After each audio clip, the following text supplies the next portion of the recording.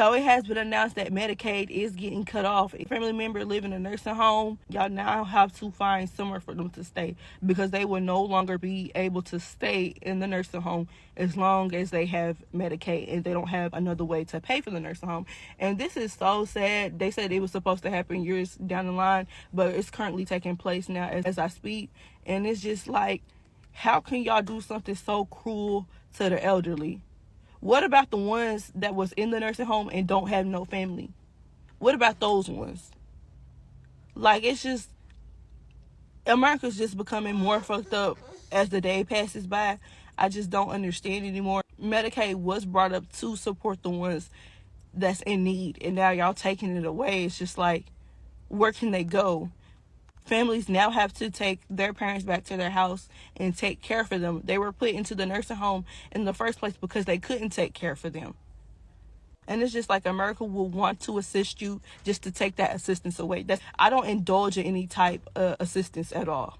There's actually a silver lining in 17 million Americans getting their health care taken away. Most of them will be Maga. So they'll start not being with us anymore pretty quick. Do you MAGA nurses, I can't believe that's a fucking demographic that exists, but do you MAGA nurses not realize that if these Medicaid cuts come through, you're going to lose your job?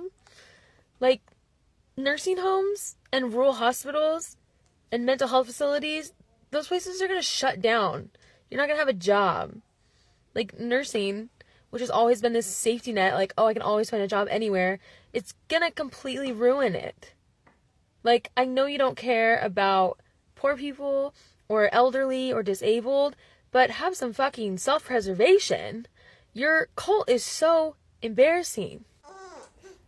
Hey, y'all. It's been a minute. Just been busy. Went and saw some family this weekend. My Trumper family. They are... It's hard because they're really good people and they do a lot of good shit for their community and they really try and help out.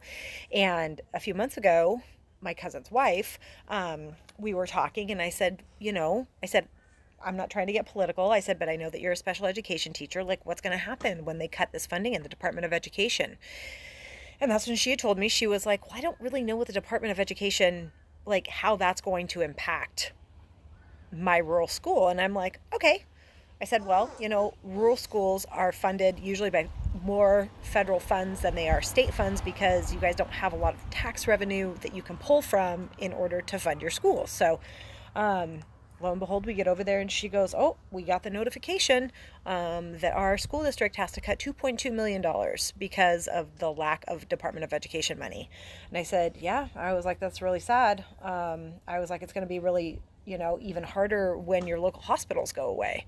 And she was like, well, what do you mean? And I said, according to Governor Markey, Senator Markey, there's a list that came out and here's a list of 14 hospitals. And during our time there, I ended up giving her this list of hospitals. And as I'm in the other room doing something, she gasped and she was like, oh my God, Sunnyside Hospital's on here. And I said, yeah, Sunnyside Hospital's on there. I said, look at all the other hospitals that are on there. I said, what are people going to do? And she was like, well, can I ask you a question? She goes, why do you carry around lists about things like this? And this is where I, to rein myself in and go, well, what I want to say is, because I want people like you to be informed because you're listening to my fucking Trumper cousin who's your husband and taking all this shit at fucking face value and not looking for anything for yourself as far as I can tell.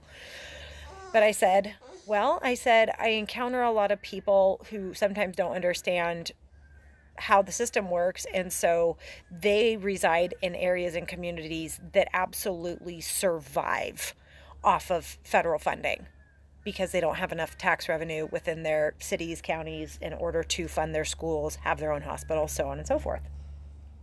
I said, I hope this kind of gives people a heads up that your community is about to really take a blow and you're going to have to figure out what you're going to do in case of an emergency. Should you have an extra medical kit at home, medical supplies? Are you going to pay for a medevac service, an emergency lift service now to take you to Yakima? Because Sunnyside and Yakima are about 40 minutes apart, 45 minutes by the time you got to Yakima Memorial. And then you'd have to get an ambulance there. Their friends this weekend their firefighters were talking about how they're getting ready to lose probably another fire station. And that he looked at he looked at the staffing and capacity at the 90s to now, and it actually has reduced. And I was like, yeah, because we don't have a federal government that, in government in general, that wants to fund human services, right? Like, and it's just like they you could tell they get uncomfortable, and then it just is like, nope, they're going to block it out. So I think like a lot of us have realized and recognized that nothing is going to change in the minds of these folks until that pain comes for them, till it comes for their community in a way that can no longer be ignored. And it pains me. It pains me. The things that my cousin's wife says and how my cousin is sometimes are like the antithesis. Like it's just, I don't know. It's so weird. And I think that there are people that, and I know a lot of people use the term waking up, but I think sometimes there are people out there that are sympathetic, but they're not empathetic. They don't go, I felt that kind of pain before, and I don't want somebody else to feel that kind of pain. So as a society, we should do something to make sure that people aren't experiencing this kind of pain. Like, I just don't know if that resonates with a lot of people. And I just think so many people, like my cousin is, he's a very much, as much as he's helpful, he's also like, I will help, but I'm still a me, myself, and I. And I understand it, right? Because we don't live in a society that is built around humans. We live in a society that's built around the economy and money. So anyhow, but I just thought I'd check in. There's all kinds of other detritus out there right now that's going on, just all of these Supreme Court rulings and, oh God, here in Washington State, you have a judge that put an injunction against the law that Senator Noel Frame passed because in someone's mind, we have to protect sexual predators because they say their confession in a special box to a special man who probably has more than likely engaged in some sort of disgusting behavior himself because the church.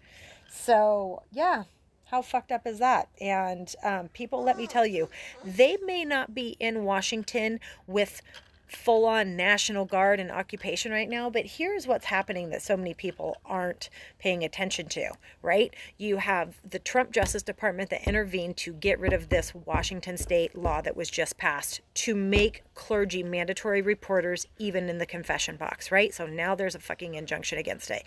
You have LifeWise, which is a Christian Project 2025 Heritage Foundation fucking bullshit that is now infiltrating our school districts.